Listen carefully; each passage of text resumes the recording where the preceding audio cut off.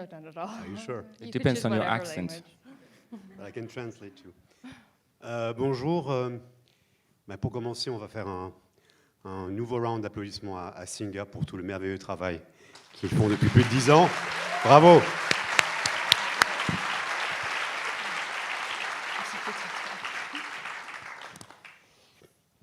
Donc, comme David l'a expliqué, mon nom est Firoz Ladak, je suis directeur des fondations Edmond Rothschild.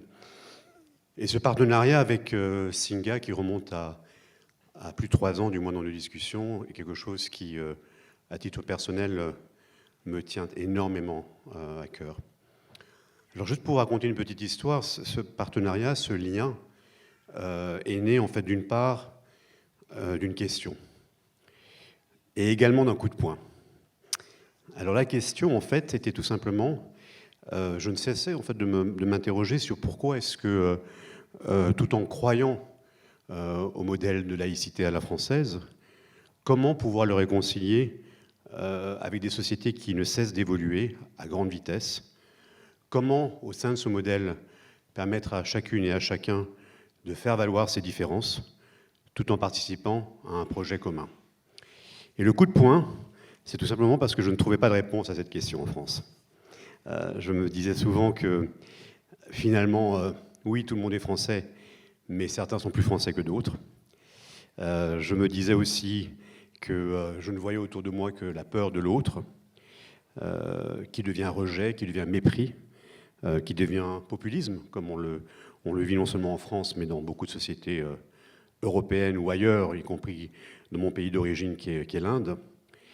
Et c'est justement avec Singa que j'ai cherché à trouver une réponse à ces questions. Alors, est-ce qu'on les a toutes trouvées? Je ne crois pas. Mais en tout cas, je pense qu'on est sur le bon chemin, justement, pour valoriser la différence comme richesse, dans le cadre d'un projet national. Comment, ensemble, peut-on, effectivement, au travers de toutes ces communautés d'entrepreneurs que nous avons accompagnées, quelque part rendre un hommage à la France, un hommage à l'Europe, qui soit métissé, qui n'a pas peur aussi de regarder vers l'avant. Et pour ce faire, pour nous, l'un des moyens les plus probants, les plus efficaces, c'était justement l'entrepreneuriat. Pourquoi l'entrepreneuriat?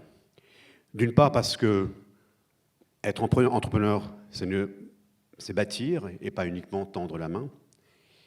Être entrepreneur, c'est identifier des nouvelles idées et faire autrement.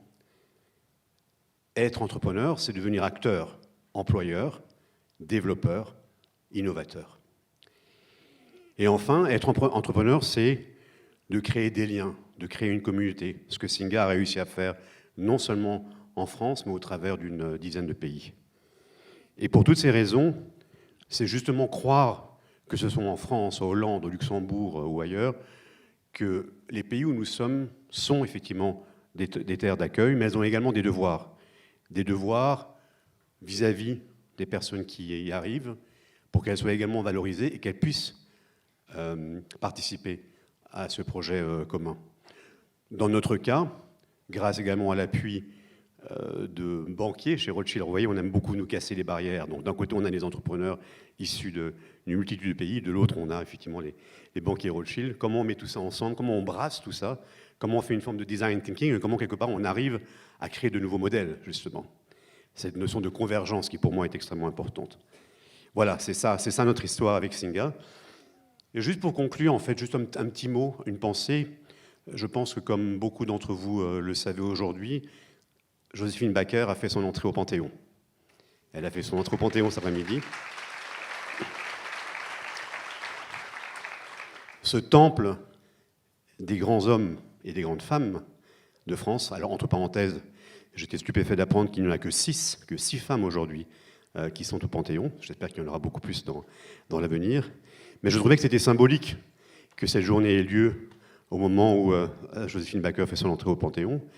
Et je voulais effectivement que tous ensemble, on rende hommage à cette femme absolument extraordinaire qui non seulement a combattu pour la France, a également adopté 12 enfants. Il aura fallu 50 ans pour que le président de la République lui accorde cette reconnaissance. Mais in fine, quelque part aujourd'hui, je formule l'espoir que nous soyons tous des Joselyne Wacker. Merci.